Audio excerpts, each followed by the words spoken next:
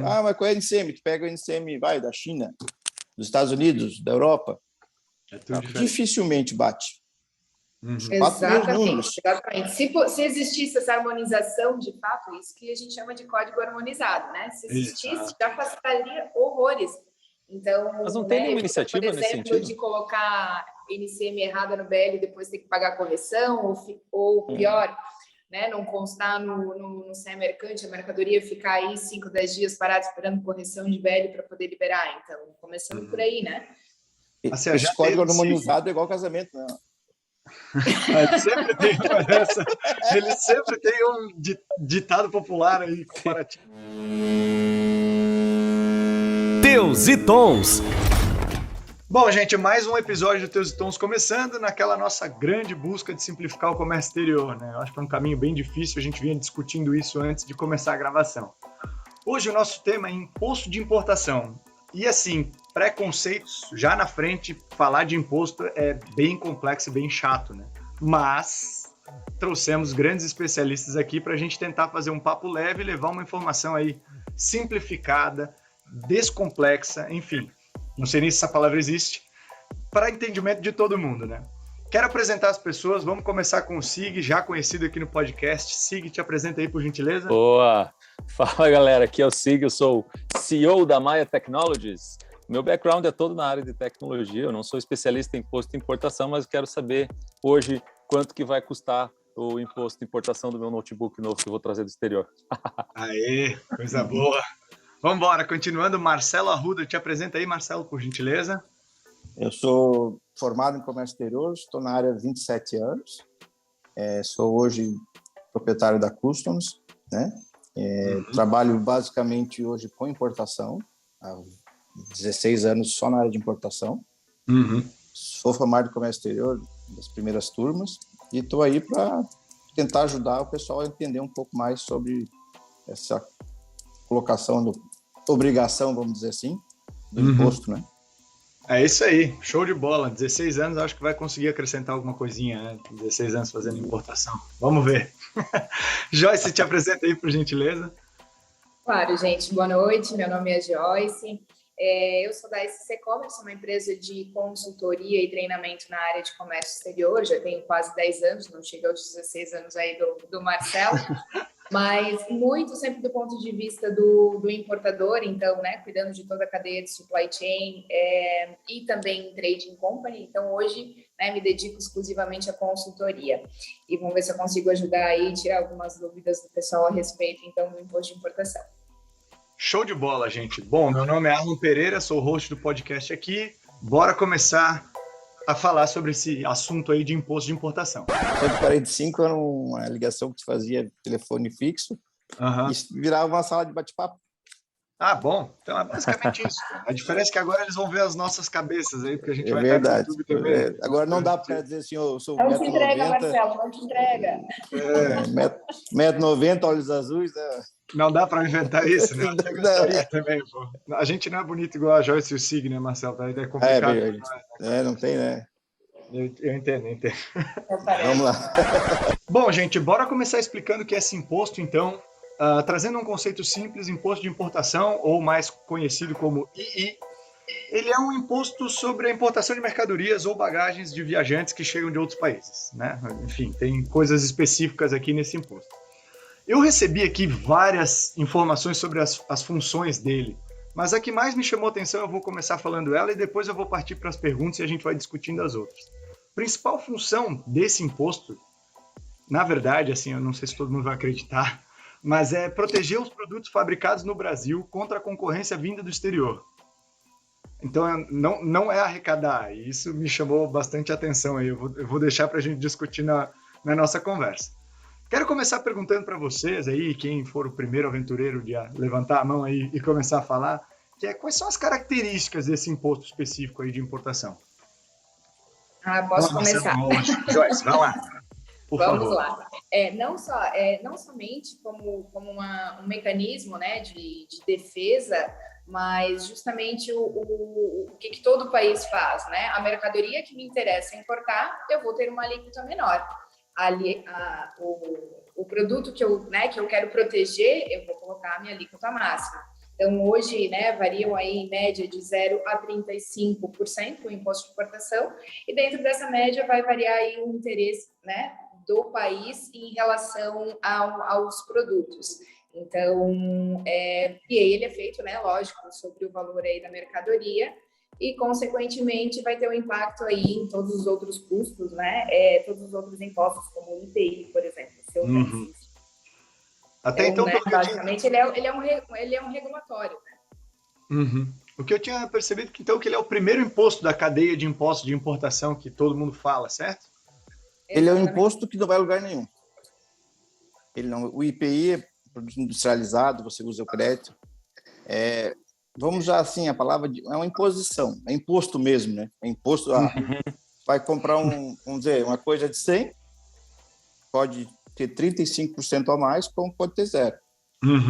O governo agora, recentemente, deu vamos dizer, um desconto de 10%, não foi em todos os produtos, mas em uma grande gama de produtos, ele deu uma redução de 10% no II. Mas não é um imposto que ele tem uma destinação. É uma sacanagem, dizendo a palavra clara, né? Porque... Mas ele é um imposto da União, né? Quer dizer, os estados, eles não... Não, é um imposto federal. É da União, exato. É um imposto federal, vamos dizer assim. Ok. Mas isso não de alguma não traz forma nada... É isso que eu ia perguntar. Ele não traz nada de retorno para o importador, para a saúde. A mesma balela, fazendo uma parte aí, sobre o AFRMM. Para onde é que vai hoje? Me diz aí, vocês que são agentes de cargas. Não tem. Vai para toda a nossa frota de navios comerciantes brasileiros, né? Não vai? Onde é que está? O último foi o Lloyd. O último foi o Lloyd. Assim, e outro detalhe também que é importante, né, falando sobre a característica, além do IRI não ser destinado a nenhuma, vamos dizer, a nenhuma área ou algo nesse sentido, ele também é o único imposto que você não acredita. Então, dependendo né, da tributação que a empresa opta, seja lucro presumido, lucro real, é o único imposto onde não se consegue o crédito depois né, do imposto. Então, realmente, ele entra como custo na tua operação. E vai servir também como base de cálculo para o custo do IPI e do ICMS. Então, né, ele acaba trazendo aí o efeito cascata para os demais impostos. Entendi. Eu tenho até uma curiosidade, antes de eu entrar na segunda pergunta que eu tinha lido, que é... eu tinha visto, né, porque me chamou bastante a atenção o fato do principal propósito do II ser proteger as mercadorias no Brasil e não arrecadar, né? Sendo que o nome dele é imposto e ele vem da Receita. Então, eu achei estranho e fui atrás, né? E ele tem uma representatividade muito pequena, assim, na arrecadação geral da Receita Federal, assim. Pelo que eu recebi de informação aqui, até num site do Fazcomex, 3% do total de todos os tributos acumulados são oriundos do II, né? Eles vêm do II. Em relação ao principal, que é o imposto de renda pessoa física e jurídica, que compõe 30% de tudo que é arrecadado. Então, ele realmente não é um imposto tão expressivo na arrecadação quanto o imposto de renda, né? Mas aí a gente não precisa entrar nos detalhes do que o imposto de renda faz, com o que o II faz para o povo de volta, enfim. É mais para tentar exemplificar esse fato de que realmente ele não arrecada tanto quanto se imagina, de alguma forma. Agora, já que você está falando sobre isso, eu encontrei alguns dados aqui da Agência Brasil de fevereiro de 2021, até onde eu tenho relatado aqui, não encontrei dados mais recentes, que dizem que 7,34 bilhões que teve uma subida expressiva de quase 20% de um mês para outro devido à pandemia, né? Porque aí subindo frete, subindo essa questão da importação, ele automaticamente sobe. E que o Brasil também desponta como sendo o 14º país que mais arrecada imposto de entrada de mercadorias. Então ele não é tão expressivo, mas se for ver em relação ao mundo... Comparado ao mundo, é uma confusão. Até é legal você ter falado isso da influência do frete, porque a minha segunda pergunta aqui é qual é a base de cálculo do imposto? Por que esse frete, enfim, influencia tanto, gente? O que vocês têm aí de informação para nos passar, por favor? Só para dar um parâmetro para concluir ali, quanto é o imposto de importação no Paraguai, vocês acham? Que hoje o Paraguai, como Aquila, ele tem uma grande entrada... Cara, vou me arriscar aqui. Pelo que eu lembro, é 1%, né, de entrada. 1%. Né, imposto, né? Estão falando do Brasil. Eu estou falando do Brasil de 0 a 35, lá é 1%. Uhum. Mas justamente é 1% porque a ideia deles é trazer o produto. Eles não produzem, né? Eles não têm a matéria-prima. A ideia é trazer para aumentar, fomentar emprego e a industrialização do país. É isso aí. Então, essa é uma maneira, é um mecanismo que eles usam, né? Para poder trazer, enfim, mercadorias e fomentar a economia. Diferente, né, no nosso caso. Então, assim, falando, né, da base de cálculo, por que impacta tanto, né, Aaron? Hoje, a base de cálculo do imposto de importação, a gente coloca o valor da mercadoria, que é o valor que você negociou com o seu fornecedor, o frete internacional, seja qual for a condição, né, se é um FOB, se é um Ex-Works, todos os custos, né, do BL ou do WB vão para a base de cálculo, o THC, se houver, se for uma importação marítima, e o seguro. Então, esse aumento do frete aí, ele fez uma diferença gigantesca. Então, inclusive, fica a dica aí para quem vai fazer, né, cotação de frete, muitas vezes não coloca em conta, né, às vezes por uma redução, né, joga o valor do frete no total, inclusive com os locais aqui, ao invés de comparar e ver o qual vai ser o impacto do imposto de importação e todos os outros, né, que incidem sobre o valor aduaneiro. Então, o valor aduaneiro seria todos esses valores aí que eu mencionei, que é mercadoria, frete, seguro e THC.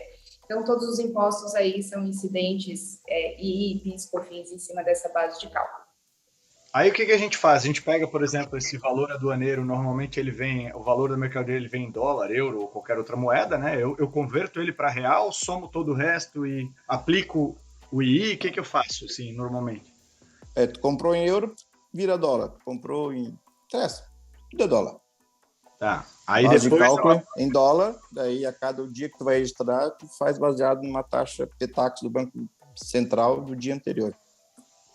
Beleza, então assim, aí eu vou ter meio que o valor aduaneiro em reais depois no final e também o imposto a pagar em reais. Né? Isso aí. Exatamente. E esse imposto, assim como vários outros, eu tenho que informar para a Receita o cálculo feito ou a Receita me dá o cálculo feito? Não, você que tem que fazer prova contra você mesmo. Você vai classificar a mercadoria, você vai dizer que a alíquota daquele teu produto que baseado na TEC é aquela e você vai registrar. A partir daquele momento que você deu o Enter no registro de um ADI, dali para frente, tudo pode ter penalidade. Não tem volta. Foi difícil entender os impostos na Itália, cara, porque no Brasil é extremamente complexo. Quando tu morou lá, cara, foi complexo? É muito complexo e eles são bem mais burocráticos que nós, então eles Sério? têm muito imposto para tudo. Então não estamos no pior cenário. Eles simplificam porque eles conseguem vender dentro de uma tabacaria um selo federal que você paga um valor e pode colocar nos documentos para oficializá-los. Esse é um pouquinho mais facilitado. Agora, voltando para a questão do cálculo, eu achei ele, em relação a outros valores, a gente até conversava um pouco sobre isso antes, que é um dos impostos um pouco mais tranquilos para se entender, porque ele basicamente utiliza, como vocês falavam, só para recapitular, o valor aduaneiro multiplicado pelo percentual TEC, né, que existe uma tabela onde se pega pelo NCM lá da mercadoria, multiplica um pelo outro e você tem o imposto. É simples assim mesmo? É isso? É simples assim.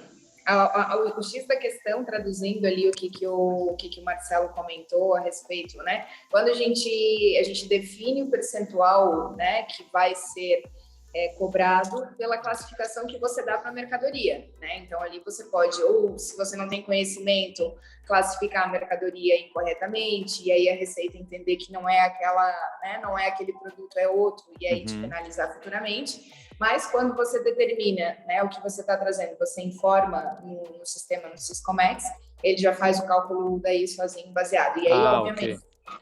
A gente vai, né, depois explanar um pouquinho também sobre acordos, né, internacionais, cotas de redução de imposto de importação, que você, quando for registrar a DI, você precisa também informar, porque senão você não consegue aplicar e aí ele aplica o valor cheio. Então, tem algumas particularidades também, mas é o sistema que calcula. O nosso trabalho é informar se tem algum benefício e informar qual é a NCM, então, do produto que você está trazendo. Correto. É isso, né, Marcelo? Também, fazendo só uma parte, se o teu produto tiver licença de importação e esse acordo não apareceu na licença, o sistema não reconhece.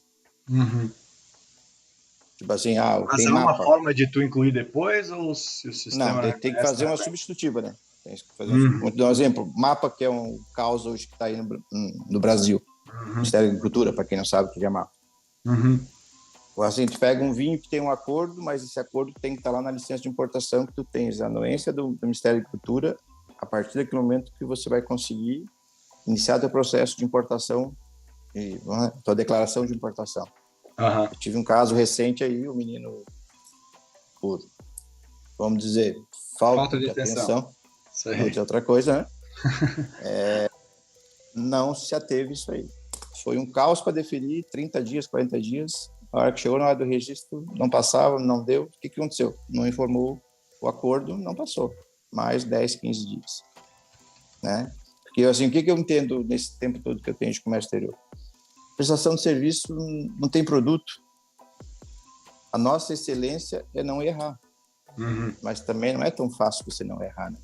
Claro. Porque, assim como um fiscal da Receita tem que entender de uma tech de avião, como uma vez a gente trouxe camarão seco da Rússia para fazer ração para peixe, meu Deus, o despachante também tem que entender. Claro. Esse episódio do camarão, só para, né? Ficou lá na Infraero, na antiga Infraero, os caras ligavam, vem tirar isso aqui daqui porque não tem quem fique aqui dentro. Imagina, camarão seco, em sacos. Para fazer ração ainda, né? Então... Fazer a ração ao com aqui em Camboriú. Eu já tenho um tempinho nessa área, então tem bastantes particularidades, mas um dia a gente faz um outro aí. Eu devia ter botado uma pergunta aqui de uma boa história, assim, por exemplo, sobre o II, para de repente pegar essa experiência aí de 16 anos do Marcelo e 10 da Joyce. Quem sabe eu faço isso no final, e aí se a gente lembrar, a gente fala alguma coisa, mas enfim. Só para corrigir, são 16 de custom, 27 na área. Então, eu tinha entendido 16 de importação. Só de importação, porque a gente 27 trabalhava com importação, mas era mais focado para exportação. Entendi. Até tu falou de exportação, mas é legal perguntar, assim, o imposto de importação, ele interfere em algum caso específico de mercadoria nacional, ou, enfim, exportada? Não. Tem alguma interferência? Não, porque tu tens que nacionalizar e depois exportar, né? Vamos dizer assim, aquilo que tu vais exportar, vamos dizer, uma matéria-prima, influencia, mas no teu produto de exportação, como é isento. Claro. E o único... Mas assim, tem aqueles acordos, não tem? Uma das coisas que eu, enfim, me confundo às vezes para entender é assim, existe aquela coisa, eu importei numa importação temporária, e aí eu tenho que mandar de volta, pago eu o imposto, não pago? Tem uma dessas nuances aí, né? Importação temporária, se ela for gerar lucro, vamos dizer assim, você paga proporcional ao tempo que vai ficar. Não, uma importação temporária para uma feira, vou usar Blumenau, sei lá. Certo. Importação temporária para uma demonstração técnica. Importação temporária, isso quando foi feito o túnel de Balneário Camboriú, na época foi a gente que trouxe o equipamento, a máquina que fez o túnel. Ela veio como admissão temporária. Naquela época não tinha tributação, pelaquela aí ela gerou renda, né? Até foi uma passagem, essa máquina ficou jogada no Brasil há alguns anos. Certo. E aí porque teve que pagar porque gerou renda ou não? Não, na época não se cobrava, não era tributado. E se essa mercadoria está de passagem por alguma forma, assim, ela acabou descarregando aqui, mas o destino dela é outro lugar, a gente acaba pagando esse imposto também ou não? Não, na verdade não. Você só vai pagar o imposto se você nacionalizar a mercadoria. Se ela transitar ou simplesmente parar em algum porto, não for nacionalizada, às vezes até por algum motivo precisar devolver a mercadoria, uma vez que não foi nacionalizada, não tem imposto nenhum. Acontece, outro fato também que é legal mencionar, muitas empresas, o Brasil pode intermediar a compra de uma mercadoria na China para vender na Argentina, por exemplo. A mercadoria não necessariamente precisa transitar em solo brasileiro. A gente faz uma operação back-to-back, onde vai existir um contrato de compra e de venda, mas a mercadoria transita direto da China, então, para a Argentina. Então, aí não tem imposto nenhum, não tem despesa nenhuma de importação, é só realmente um câmbio de entrada e de saída, vamos dizer assim, né? Simplificando. Mas não nacionalizando a mercadoria, simplesmente o fato dela estar aqui, inclusive é o caso também do entreposto aduaneiro, Ó, a gente vai ensinar um monte de coisa hoje, hein? Ó, vamos lá. O entreposto aduaneiro pode acontecer. A gente, né, digamos, faz admissão aí na modalidade de entreposto, de repente não consegue nacionalizar a carga, fazendo pedido para a Receita Federal e exportando, não paga-se imposto nenhum, né? O Marcelo aí me corrige se eu estiver errado, mas também é um mecanismo aí onde você pode muitas vezes trazer a mercadoria, poxa, não consegui comprador, consigo devolver, você não tem essa cobrança de impostos. Devolução também, que legal. Até mercadoria, eu tinha lido uma coisa, até seguir interessante para tua importação do teu notebook de um dia, que é assim, ó, se tu importar o teu notebook, pagou o imposto, mas ele veio com defeito de alguma forma, você vai devolver a mercadoria, vai importar um novo, e aquele novo você não vai pagar o imposto que você já tinha pago no antigo. Isso bacana. Exatamente. Você faz a exportação, né, desse notebook, então, explicando, você faz um processo administrativo, explicando que a mercadoria está defeituosa e já fazendo pedido para que você possa trazer o outro com a isenção de imposto. E aí você vai, né, vincular a tua DUI, então na tua DI. Obviamente, ela já vai ser direcionado para um amarelo ou para um vermelho até para verificação, né? Para não ter realmente nenhum desvio aí no meio do caminho. E aí você consegue, sim, qualquer tipo de mercadoria que tiver defeito, você entra com esse processo administrativo e você consegue dar entrada na mercadoria sem pagar os impostos novamente. Fazendo uma parte aí, fazendo uma parte nisso aí, hoje não, mas já há algum tempo, você também pode... o teu exportador... ele não tem interesse, tem defeito, por que ele vai receber a mercadoria de volta? Certo. Ele te manda um comunicado, eu não tenho interesse na mercadoria, você apresenta a receita, juntamente com o laudo de um técnico, dizendo, o notebook dele, o notebook não serve para mais nada, está aqui o laudo dizendo que ele vai ser destruído. A receita vai dizer, Marcelo, pede para o teu cliente me apresentar o laudo de destruição e você ampara no mesmo processo, vai ter o mesmo direito, vai ser isento igual. E tem mercadorias que não justificam você devolver hoje, né? Claro. Custo, o exportador não tem interesse, muitas vezes, porque se for item de consumo, não tem por que devolver. Se não dá para reparar, se não vale a pena pagar um frete de 10, 15 mil dólares para ir e vir, né? Enfim, tem que fazer cálculo, né? Os agentes de carga não gostam muito dessa modalidade, mas faz parte, né? Cara, mas assim, eu não sei todos, né, cara? Eu não vou falar por todos, mas como eu trabalho nessa área, assim, tem coisas que a gente de fato não quer que seja feito, assim, é perda de dinheiro e de tempo, né? Eu ia fazer esse trabalho, reexportar mercadoria e tal, ia faturar. Mas, cara, daí o meu cliente é capaz de ter muito problema, não ter fluxo de caixa para importar de novo. Enfim, para quê, né? Se a gente tem essa missão aí de simplificar o Comex, faz da forma certa, mesmo tu vai faturar um pouco menos. E nessa tocada aí, também tem a exportação temporária, tu sabe, né? Que funciona a gente faz muito para empresas que importaram, vamos dizer, uma planta, um equipamento, e tem partes que necessitam ir lá para fora, ou para recalibrar, ou para consertar, enfim. Isso é uma exportação temporária. Se o bem que foi para lá, ele não teve custo, porque às vezes é garantia, enfim, pode ter vários variáveis. Na importação, ele também é isento. O equipamento foi para recalibrar. A gente faz muito disso aí para Silmac, essas máquinas de corte a laser, que eles têm que ir para o fornecedor para calibrar o laser. Então, teve um serviço, mas esse serviço é um contrato de câmbio à parte. E continua sendo isento. Que legal. Que legal. Então cara, quem está ouvindo esse podcast já tem um monte de curiosidade para lembrar aí, né? Você que entrou na área de comércio exterior, saiba que sua memória tem que ser de um elefante, porque tem tanta coisa para tu aprender e saber e fazer. Tecnologia também é assim, sim? É meio desesperador assim, não? Tem muitos poréns, e principalmente quando a gente começa a trabalhar com o mercado internacional e valores e recebimento, câmbio e tal, mas no dia a dia a programação acho que é um pouco mais tranquila do que impostos de importação. Até a gente estava falando sobre essas isenções, assim, a gente comentou que tinha de 0 a 35% de alíquota, né? Que mercadorias que esse imposto são zero, assim? O que normalmente o Brasil faz? Tem algum exemplo para a gente de repente tentar levar essa lógica para quem está nos ouvindo, assim, por que uma é 35 e por que outra é 0? Além de defender a indústria, o produto nacional, enfim, tem algum exemplo que a gente pode usar? Tem vários exemplos, vários exemplos.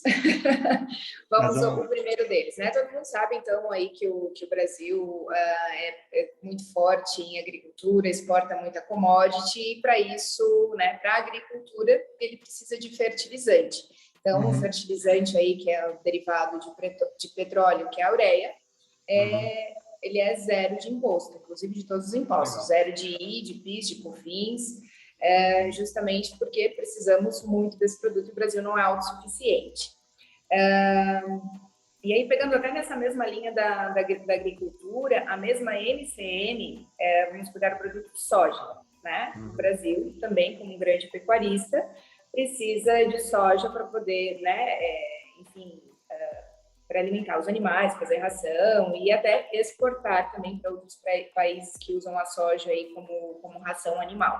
Então, se você, né, dentro do mesmo capítulo, a soja para semeadura, né, é 0%. Se o Brasil importar a soja pronta para consumo, é 7,2%. Então, depende muito do objetivo dela. Eu quero, né, eu preciso plantar soja, né, seja para consumo interno, para exportação, como para a pecuária, eu vou colocar 0 porque é do meu interesse. Agora, a partir do momento que é para consumir internamente, aí, então, ele coloca um imposto maior, né, para poder balizar essa questão. Então, esse é um exemplo, né, bem bacana aí para ficar fácil entender. E a gente pega em outra, né, em contrapartida, vamos usar o caso da indústria têxtil, né? Eu já tenho experiência no têxtil. O Brasil tem a ABIT, que é uma associação aí, né, muito forte, que sempre trabalha muito para proteger a indústria têxtil brasileira. Então, hoje, né, e principalmente para que os produtos prontos, se você vai pegar um produto pronto, têxtil, ele tem a alíquota máxima de 35%. Já a matéria-prima fio, que é para produzir tecido, etiqueta e outros produtos, tem 18%. Então, assim, quanto mais manufaturado o produto, se ele tiver similar nacional, tiver uma indústria que o Brasil quiser proteger, ele vai colocar a alíquota máxima.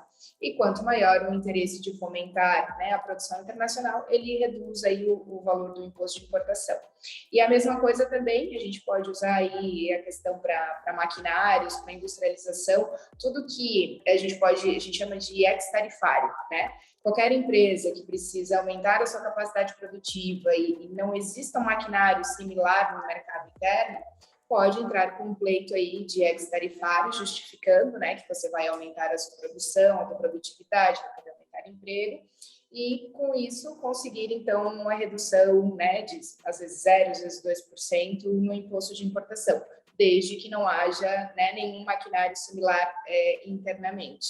Então, né, acho que a gente simplifica bem falando essa questão de quanto menor o imposto, mais é interesse, porque o produto realmente é interesse do Brasil, o Brasil não é suficiente na produção dele, ou porque realmente precisa fomentar alguma indústria local. E, em contrapartida, produto manufaturado que a gente tem indústria forte, alíquota máxima 35% e vida que segue.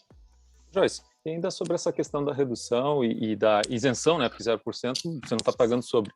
Nesse momento aí de Covid, pandemia e tal, os produtos eu entendo que tiveram uma redução, se não, se puder me falar um pouco, e se ainda está valendo isso nesse momento em que a gente grava aqui em março de 2022, como é que está isso?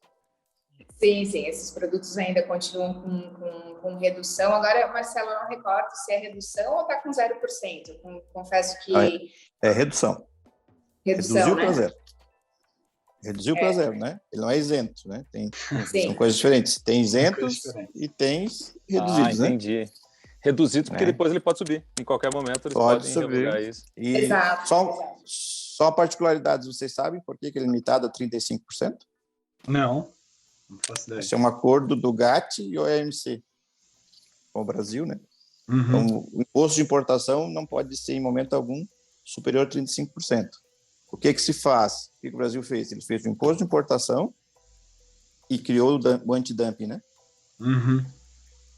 A gente já teve algumas experiências aqui na jornada aí vai de comércio exterior, que foram legais, sobre antidumping, principalmente o que eu transportei bastante, eu ouvia muito os meus clientes conversarem, era na parte de alho.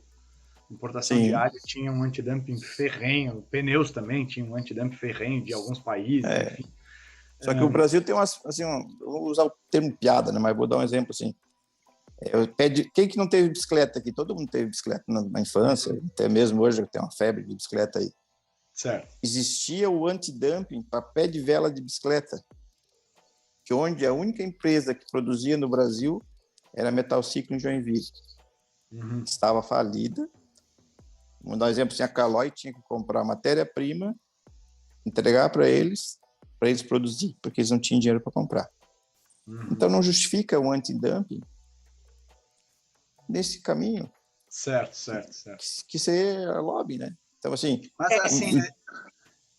Deixa eu explicar um pouquinho para quem está ouvindo aí, talvez nunca ouviu essa expressão, né? O antidumping, então, né, traduzindo, é um valor cobrado a mais, né, para fazer uma equivalência de preços. Então, vamos supor, eu tenho uma indústria interna, me junto com outras indústrias, eu acho que a nossa indústria está sendo prejudicada.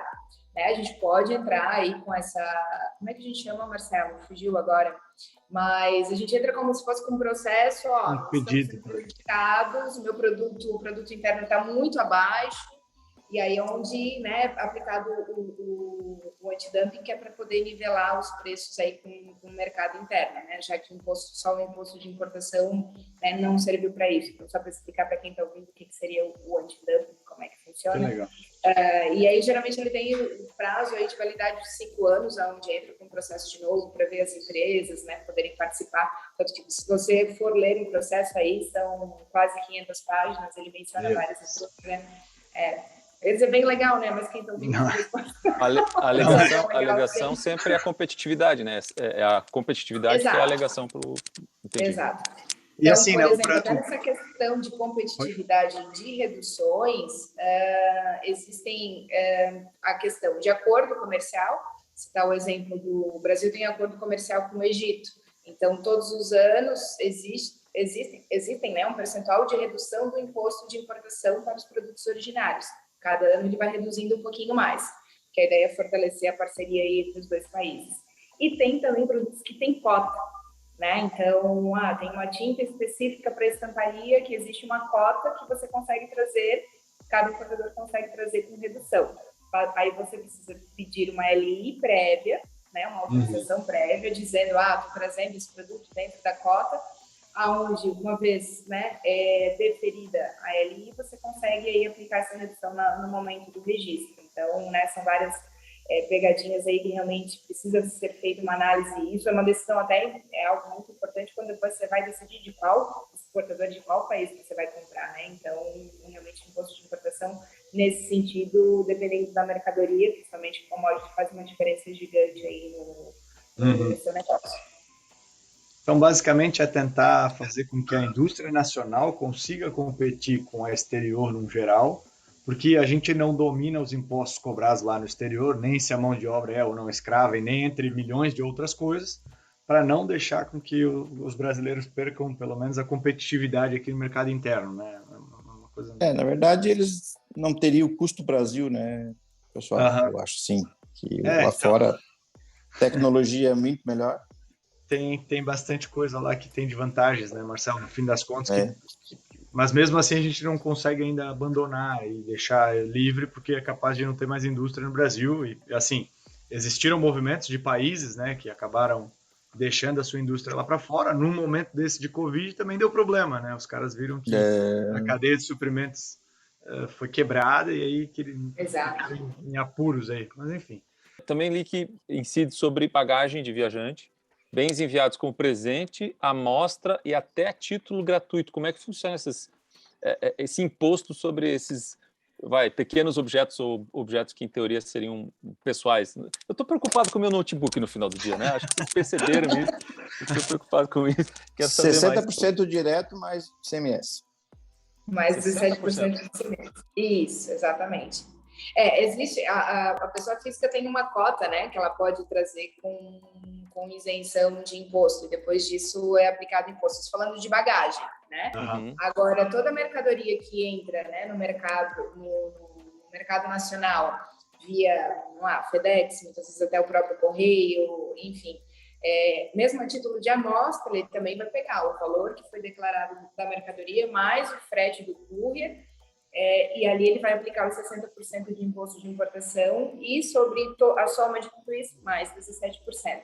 Né, que é então aquele cálculo que você comentou lá, que incide o frete também, se eu comprar alguma coisa pelo AliExpress, eu tenho que somar o frete para ver se passou da conta ou não. Olha Exatamente. só. Ele vai entrar na conta também. Vai entrar na conta.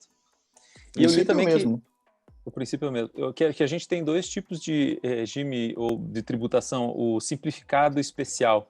Ele se encaixa para esse tipo de situação, bagagens e produtos de menor porte, ou também se aplica para produtos maiores e tal, e commodity, etc.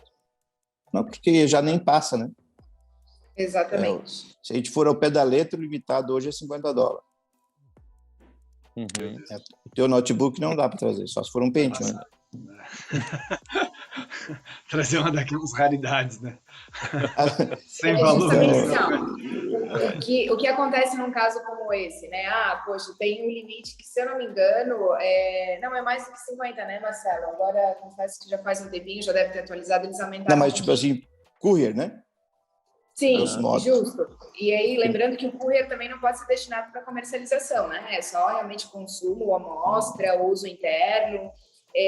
Passando os valores, aí você recebe um comunicado da Receita, ele descaracteriza esse simplificado e aí você vai ter que fazer uma importação formal. Aí tem que contratar um despachante, fazer todo o trabalho. Exatamente. Aí você contrata o Marcelo. Aí você liga para o Marcelo e diz: Marcelo, ferrou, me dá uma força aqui. Aí tu vai ver. Estou aqui em Guarulhos, perdido, né? E um cliente nosso, ano passado, trouxe importação com pressa, veio por Guarulhos. Não fui eu que fiz o processo na época. Enfim, eram peças de reposição de máquina. O lote, quando tinha 20 peças. Foi fazer vistoria física. Não acharam as 20 peças. Só tem 10, tá, libera as 10. Chegou em outubro, o cliente foi intimado a se pronunciar por abandono de mercadoria. Estava lá em Guarulhos. Teve que fazer o processo daquelas peças que não acharam. Uhum. Mas a maior brincadeira que tem, tipo assim, as peças valiam $200. Quanto deu só de armazenagem? 14 mil reais, cara. Então, isso é uma piada do Brasil que não tem, assim... Como é que em Guarulhos, normal, a gente tem cliente lá que a mercadoria eles não acham. Como complexo é isso, né? O quão complexo é isso? Tentar tanto controlar como se defender, né, dessas coisas. Porque verdade verdadeira é... Tu não saberia que nem a carga estava lá e que ela ainda existia e tal, aí tem uma conta de 14 mil de armazenagem. E como é que tu vai argumentar com quem? Ajoelha na frente da cama, põe os ombrinhos em cima da cama, assim, faz a mãozinha assim, é complexo, né? Mas enfim. Quando assim, a Joyce citou ali, eu estou recebendo uma amostra sem valor comercial. Sabia que é tributado igual, né? Uhum. Eu acho que daí eles sugerem, né? Sugerem? Não. É o valor declarado, informado, né? Mais o valor toda amostra ela tem um valor, mesmo que ela não esteja sem valor comercial, mas ela tem o valor dela, né? Isso é tributado, você tem que fazer um processo igual, não simplifica nada.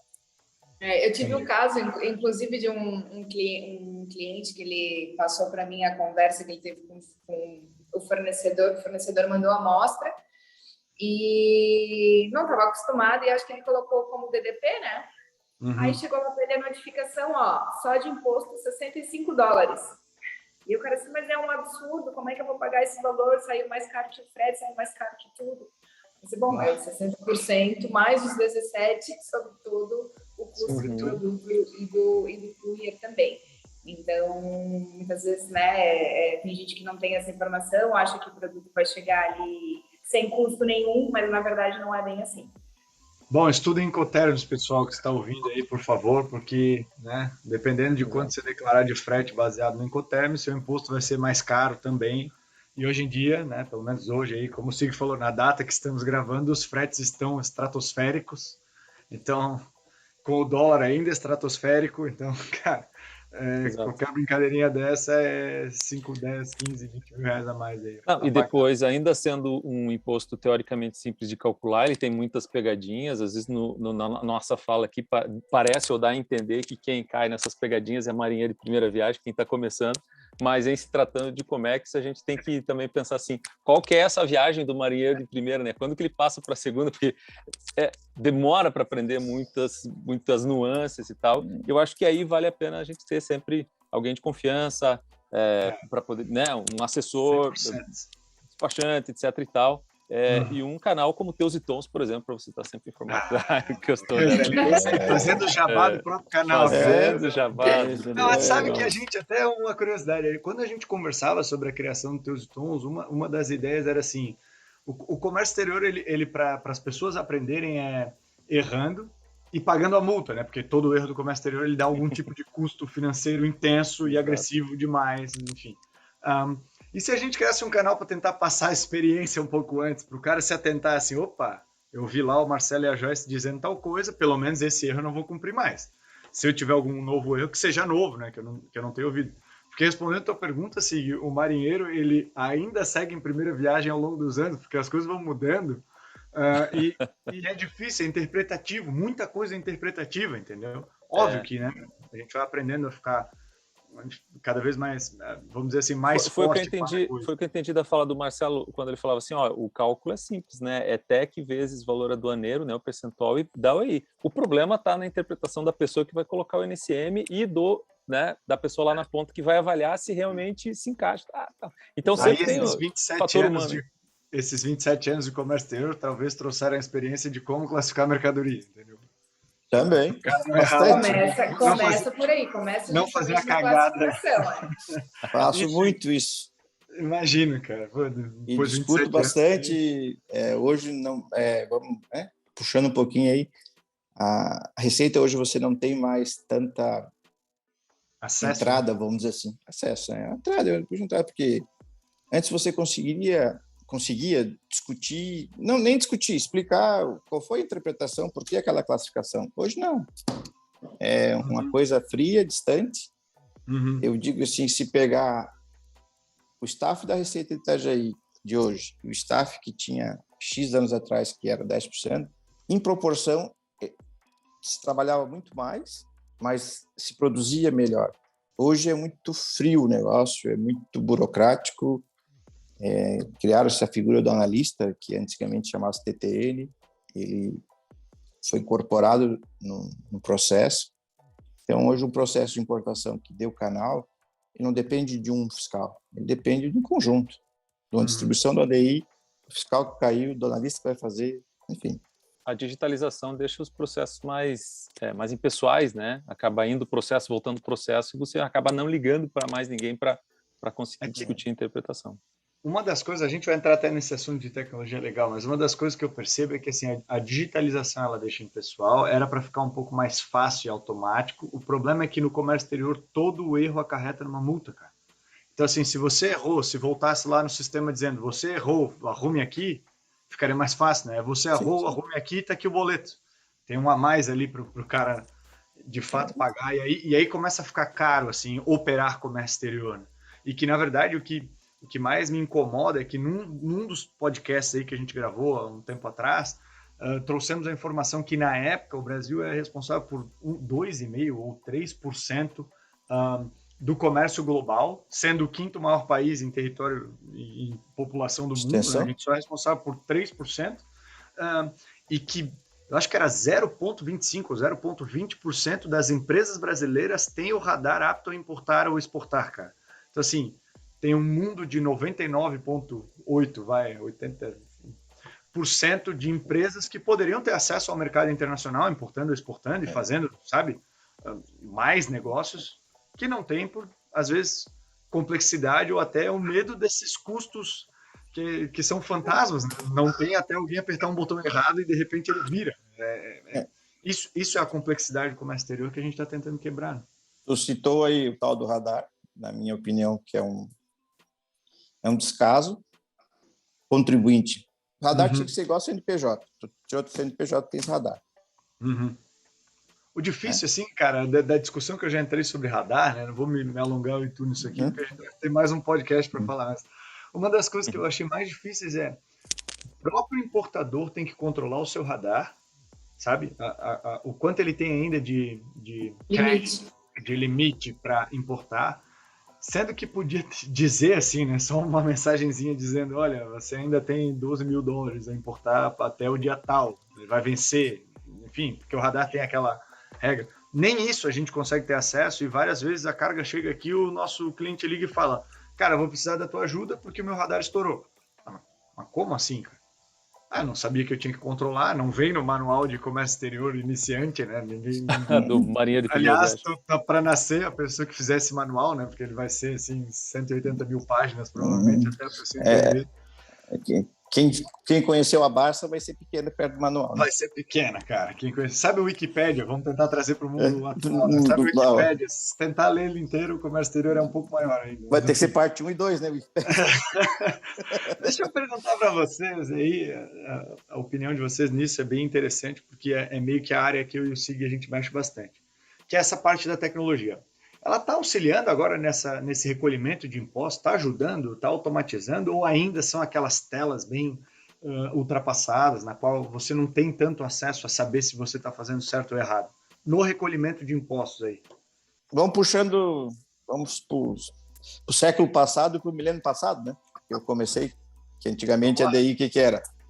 Tu digitava a DI em formulários que tu comprava, se dirigia à Receita, em Itajaí, se apresentava para um TTN aquela tuas formulário DI pronto, os documentos e os DARFs. Certo. Aquele funcionário realmente conferia, carimbava, você ia ao Banco do Brasil, na própria Receita, tinha uma agência, você pagava aqueles DARFs, voltava e protocolava. Certo. Ou seja, 100% das DIs era um canal vermelho. Sim, porque você tinha que ficar indo e vindo, né, com tudo. Em 98, quando entrou o Siscomex, fevereiro, a gente começou a fazer uma DI tipo 5 horas da tarde e conseguimos registrar às 4 horas da manhã. Era eu ligando para o Edson da Itasex, um ligando para o outro, para poder saber se estava fazendo certo. E, na verdade, assim, é que a gente fizesse um podcast no escuro, pagasse todas as luzes. Ficou bom, ficou bem gravado? Não, ficou perfeito. Não sei. Não sei. Tá, registrou, tá, e agora? Agora não sei o que eu faço. Vamos esperar amanhã de manhã pra gente ver. Desse passo até hoje, deu uma evoluída ou parou ali e continua sendo feito assim, Marcelo? Evoluiu bastante, e com a entrada do DUIMP vai ser a maior evolução, né? Que já hoje na DUI, que é a primórdio da DUIMP é a DUI, né? Que as pessoas não estão entendendo ainda, que isso acho que vocês deveriam em algum momento fazer um podcast sobre a DUI. Não sei se já fizeram, claro. Não, acho que não. É o futuro, está bem próximo. Quem tem o EA hoje já está usando a DUI. E a DUI vai ser a maior pegadinha da Receita. Sabe, assim, a gente está falando, nos 2 anos de pandemia, a Receita ela investiu na inteligência artificial. Claro. Ela teve uma economia de bilhões, porque tem um fiscal que é amigo meu, que morava no mesmo condomínio que eu morava, o filho dele estudou com a minha filha. Esse dia ele foi buscar o menino lá em casa, o filho falou, daí como é que tá? Tá, tudo certo. Como é que tá a Receita? Eu digo, nos últimos 2 anos eu fui 2 vezes na Receita. Ele falou. Um dia eu fui para imprimir um negócio, outro dia eu fui lá ver o pessoal. Porque agora é tudo online, já vai resolvendo. E tudo home office. Os fiscais hoje da nova região, você não sabe onde está o teu processo. O daqui a Itajaí atua em São Francisco atua em Itajaí, em Bituba, em Paranaguá, em Curitiba, enfim. Só para dar. Então, um ênfase assim, a tecnologia vai sempre ajudar. Porém, como o importador no Brasil, infelizmente, ele tem que provar que realmente ele está certo, que ele não é um chinês e está fazendo errado. Assim, eles colocam os importadores tudo dentro da mesma bacia. E uma empresa que você pagam pelos maus, então. Exatamente. O custo Brasil na importação, isso é de armazenagem, marinha mercante, enfim, é no caso que não tem como você excluir. Claro. Mas já parou, né, Marcelo? Aquele fato de ter que imprimir uma folha, carimbar lá no cara aí no Banco do Brasil, pessoalmente, resolver e tal. Isso já não tem mais, né? Na parte de 98 acabou. impostos, né? 98 já encerrou. Joyce, o que mais você vê aí? Você vê mais alguma coisa que tenha auxiliado essa automação aí na tecnologia em relação a recolhimento de impostos ou no comércio exterior no geral? Na verdade, até mencionando aí do próprio Siscomex, né, Marcelo? Hoje, se o cliente autorizar, o despachante, por exemplo, o cliente tem conta no Banco do Brasil, o débito dos impostos pode ocorrer automaticamente na conta do cliente, então não precisa imprimir guia, é débito automático, né? Então, essa é uma possibilidade aí.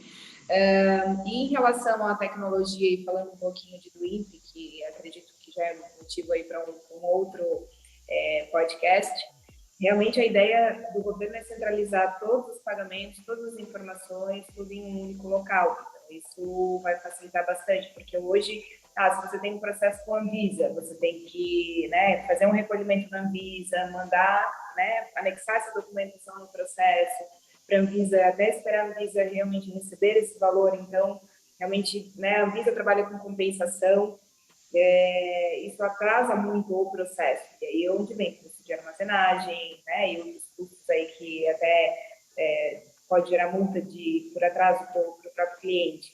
Então, né, futuramente, um futuro muito próximo aí, a gente está fazendo um trabalho bem forte aí de estudo em relação a para poder justamente já preparar os clientes, né? Catálogo de produtos também é algo muito importante, pegando o gancho ali que o Marcelo comentou, né, a respeito da frieza, vamos dizer assim, né, no catálogo de produtos você pode anexar fotos do seu produto, mas, de novo, você entra na interpretação, muitas vezes, né, do fiscal, nem você consegue interpretar com uma foto, com uma descrição. Então, isso muitas vezes acaba impedindo um pouquinho aí, né, tem as suas vantagens, né, hoje, se não precisar apresentar documento físico para a Receita Federal, é tudo via dossiê, mas também tem as suas desvantagens aí de não ter essa aproximação, né, onde a gente pode realmente tentar interpretar e entender melhor aí o que o fiscal pensa, vamos dizer assim. Entendi. Mas eu entendo que é um caminho meio sem volta, né, a questão da digitalização. Claro, tem que puxar a brasinha para o nosso assado aí da tecnologia, né, inclusive foi uma das dores que a gente identificou, era o excesso de burocracia, essa curva de aprendizagem que quem está entrando no Comex precisa ter para conseguir entender o que a gente brincava ali do marinheiro de primeira viagem. E nós, enquanto empresa, por exemplo, a gente foi para um viés de gestão do conhecimento, onde a gente gerencia o conhecimento da empresa dentro de uma plataforma, mas que ainda requer, como o Marcelo falava, o uso de mais inteligência artificial, né? E eu vejo várias oportunidades disso que a gente está falando, dentre elas, por exemplo, um sistema especialista que, como toda essa experiência que vocês têm, etc., para ajudar no processo de classificação de uma mercadoria, achando a NCM correta, vários robôs eletrônicos aí poderiam nos ajudar a tomar essas decisões, né? Claro que, de novo, a gente perde um pouco dessa questão do contato com pessoas, né, de poder defender uma tese, mas uma vez que a gente tenha isso alinhado, vários países, vários profissionais utilizando o mesmo tipo de tecnologia, mais cedo a gente chega lá. E fora isso, o que a gente mais vê de barreira dentro de tecnologia mais Comex é a necessidade ainda de portar documentos físicos, né, junto com mercadoria ou algumas autorizações físicas. A hora que a gente passar essa barreira, eu acredito que a gente vai ganhar muito velocidade, quem sabe reduzindo o custo, quem sabe reduz também impostos e outras coisas, né? Seria uma utopia, mas eu penso que é um caminho sem volta. Não sei se vocês concordam com isso também, mas espero que a gente seja mais tecnológico. Também, claro. Mas não tem nem como resolva. você pensar assim, né? Que resolva. A única dificuldade assim, que a gente viu nessa área de Comex e que a tecnologia está tentando quebrar, mas é uma barreira complexa, é que assim, numa importação normal, uma importação trivial assim, de um produto que não exija nada demais, são entre 12 a 16 envolvidos diferentes nessa importação, desde o exportador, a transportadora que vai pegar a carga do exportador e levar até o porto, o navio, o amador, o despachante aduaneiro aqui no destino e na origem. Cara, é tanta gente envolvida, que a probabilidade da cagada é maior do que a probabilidade de dar as coisas E dá certo. entendeu? Então, assim, é isso que, de repente, a tecnologia pode ajudar, assim como as pessoas serem mais capacitadas nessa área e no entendimento melhor, podem ajudar para... Vamos reverter isso, né, gente? Pô, a probabilidade da cagada ser maior não é legal nessa área. Não é bom. Eu digo que o comércio exterior no mundo é que nem as linhas ferroviárias do Brasil. Lá vem um bom ensinamento. Quer ver o porquê disso, Marcelo? Porque sabe que no Brasil tem 2 linhas ferroviárias diferentes, né? Por isso que não interliga o Brasil. Até um pedaço é uma bitola e de outro pedaço do país para frente é uma bitola. O comércio exterior no mundo, cada país tem a sua estrutura. E não Chega conversa em determinado entre ponto, eles. tem que pegar um guincho, tirar o trem daqui, colocar no outro. Não se conversa, né? Mas qual é a NCM? Tu pega a NCM, da China, dos Estados Unidos, da Europa. Dificilmente bate. Exatamente. Se existisse essa harmonização, de fato, isso que a gente chama de código harmonizado, né? Se existisse, já facilitaria horrores.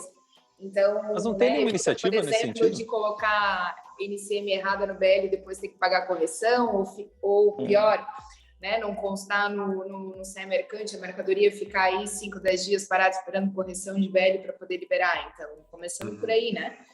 Esse código harmonizado é igual casamento, né? Ele sempre tem um ditado popular aí comparativo. Vamos lá, Marcelo, por quê? O código harmonizado, qual é a harmonia que tem no casamento? Isso me quebra, não posso comentar esse tipo de coisa. Assim, até tentando te explicar, cara, uma coisa assim, já foi um avanço muito grande a gente conseguir, né, de alguma forma, a criação dos Incoterms, né? Hoje eles são usados globalmente como termos de negociação entre importador e exportador. Mas eles não eram tão complexos, né? É até onde vai a responsabilidade de um e onde começa do outro. É isso. Já quando a gente para as NCMs e para os HS Codes, que são os códigos harmonizados aí já começa a ficar muito complexo, né? A quantidade de mercadorias e de diferentes, sabe, enfim, montagens e materiais e blá, blá, blá, já fica num âmbito muito E não grande. contente, o Brasil está trazendo agora uma atualização que já me enviaram, que entra em vigor dia 10 ou dia 11. De NCMs?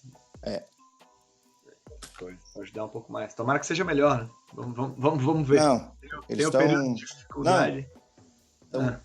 Abrindo mais. Aumentaram. Assim, aumentaram a quantidade de NCMs. Tipo assim, a classificação, vamos dizer, soja. Aham. Agora tem a soja transgênica, soja não sei o quê, soja não sei o quê. Entendi. Meu Deus. Bom, por isso que a gente precisa da tecnologia. O cérebro humano não vai dar conta de entender a tech até quando a gente for aumentando ela, assim, enfim. E as pessoas dizem, Marcelo, despachante aduaneiro daqui 5 anos não existe mais. Eu falo, pessoal, faz 20 anos que eu escuto a mesma história. Diz pra eles assim, ele não existe mais como ele é hoje, cara. Ele vai existir como ele precisa existir lá naquela época, assim como a gente craques, como a e não tem. Sim. Enfim. O que a gente está falando. Quando a gente começou lá atrás, a gente carga. O Ivo da DC começou conosco, não sabia nem o que era Schenker dele. Sim. A gente foi. Rudolf Zinfeld, não sei se existe ainda hoje, a gente foi agente deles aqui em Santa Catarina. Não conheço. E hoje quem domina o mercado são vocês. As coisas elas vão se adaptando, né? Eu vou chamar de atualizando, assim. Eu não acho que as coisas morrem, assim. Até no fim das contas, assim, o que tu fazia antes de 1994 lá, morreu. Tu não leva mais o papel lá e aqui e tal. Então tu não é mais aquele despachante, tu é um outro despachante agora. Exatamente. Então, nem diz os clientes, tu é despachante só de canal verde? Digo, sou. Que bom, né? Tá reclamando, pô. Que bom, mas enfim.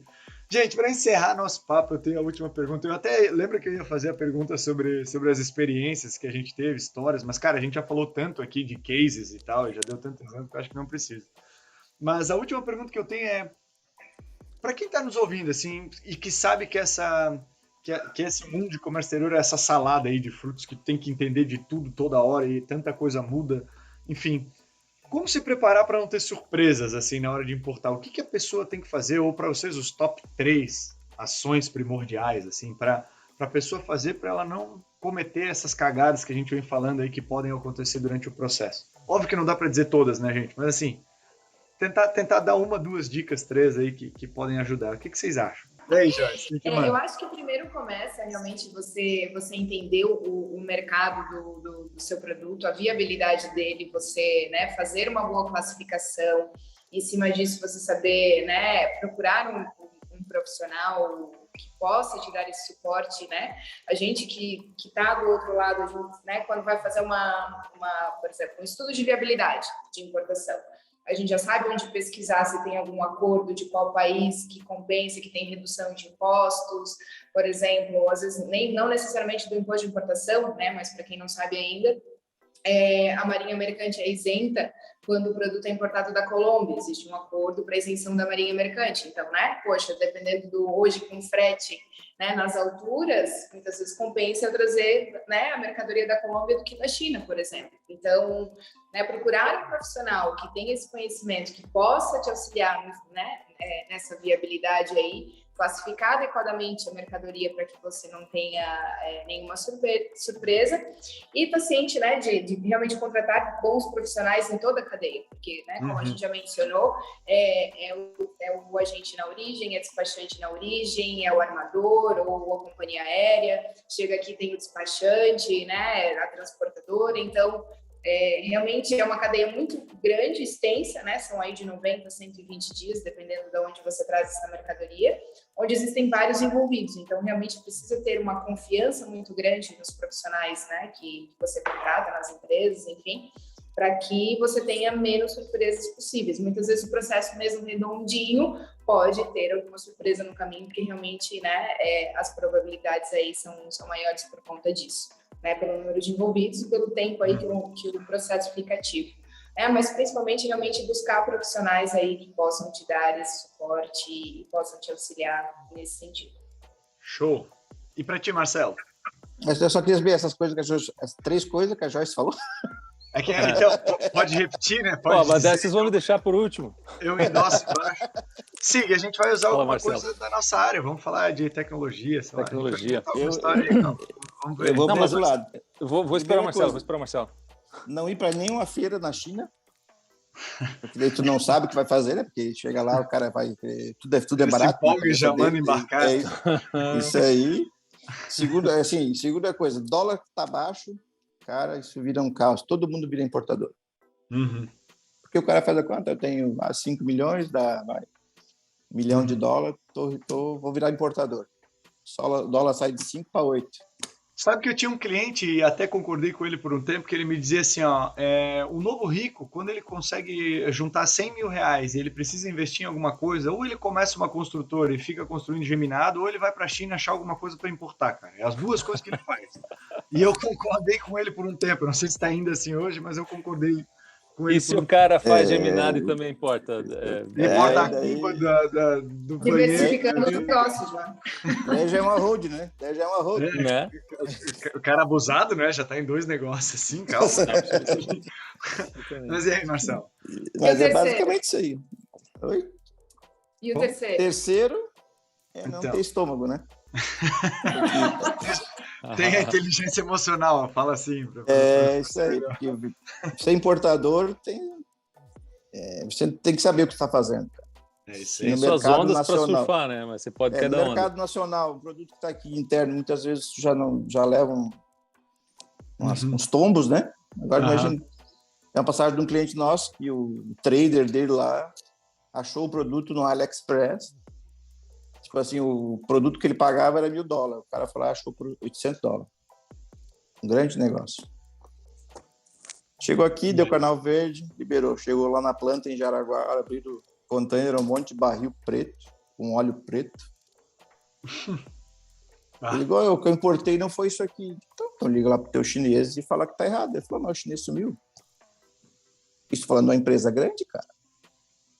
Isso é complicado, cara. Então, isso assim, até vai ser pauta um dia do nosso podcast, que é como trazer confiança. A gente já fez alguns materiais no Teus Tons, mas falta ainda como trazer confiança na hora de comprar de alguém, como entender se a fábrica é verdadeira, enfim. Eu vou dizer, o frete internacional hoje está em torno de quê? $12, $13 mil. Tu pega um agente lá e diz, tem frete a $7.000. Tu embarcaria para os teus clientes? Tu sabe que não existe. Tu sabe que não existe. Certo. Então, assim, comércio exterior Quando não é bom demais para ser verdade, é porque é bom demais para ser verdade. Eu sempre digo, comércio exterior é uma coisa muito simples. A primeira carga demora 35 dias. Da China, vamos dizer assim. Depois, ela pode chegar, todo dia pode chegar um. Certo. Mas tem que saber o que estás fazendo, o que estás comprando. Que depois que ela embarcou, chegou aqui, não tem como dizer assim, eu não quero mais brincar, eu quero meu dinheiro de volta. Acabou? Sim. Complexo, né? Várias dicas já do Marcelo também. Sig, tens alguma para passar para nós? Cara, assim, meio resumo daquilo que a gente conversou aqui, eu acho que eu vou primeiro na linha da Joyce, que é você se cercar de pessoas que possam te ajudar, parceiros especialistas, porque isso corta um caminho, né? A gente vê que você pode, entre aspas, até economizar com isso, assim como eu também escutei hoje aqui, que existem oportunidades, né, que você, enquanto empresa, pode buscar através dessas isenções, parcerias, etc. e tal, a você poder entrar no mercado nacional aí de fazer uma importação bem feita. E claro, a informação, né? Se a gente não tiver informação, não tiver conectado com esse mundo, lendo sobre o que está se informando, a NCM que está vindo agora, é uma lei que mudou, tem que estar conectado de alguma forma. Então, ou você faz isso, ou você escolhe alguém para estar do teu lado que possa te ajudar. E aí, nesse sentido da aprendizagem, de estar conectado, eu acho que um dos principais canais é o Teus e Tons. Então, eu posso dizer isso, né? Ouça o Teus e Tons. Cara... Gente, eu vou contratar ele para fazer propaganda para mim. O Teus e Tons está pagando um boleto de marketing dentro do próprio Teus e Tons por Sig ficar fazendo essas propagandas, cara, porque tá incrível. Obrigado, tá, Sig. Gente, obrigado, tá, pela contribuição de vocês, né? É bem legal a gente poder discutir. Eu tenho certeza que o nosso ouvinte entende mais agora sobre imposto de importação, principalmente porque ficou uma conversa fácil, leve. Eu não sei como vai ser a edição, mas eu tenho certeza aqui que esse bate-papo foi extremamente esclarecedor, tá? Quero pedir para todo mundo que está nos ouvindo aí, seguir o Teus Tons nas redes sociais, ouvir a gente nos canais que nós divulgamos. Lembrando que a gente também tem agora as nossas cabeças aqui conversando lá no YouTube. Vão lá assistir, curte lá, vê se ficou bom o material, manda feedback, que a nossa ideia é tentar levar aí informação simples, de fácil acesso para esse mundo doido aí que é o comércio exterior, beleza? Gente, obrigado novamente, valeu e até mais. Falou! Valeu, tchau, gente! Valeu, gente! Tchau, tchau! Tchau, tchau.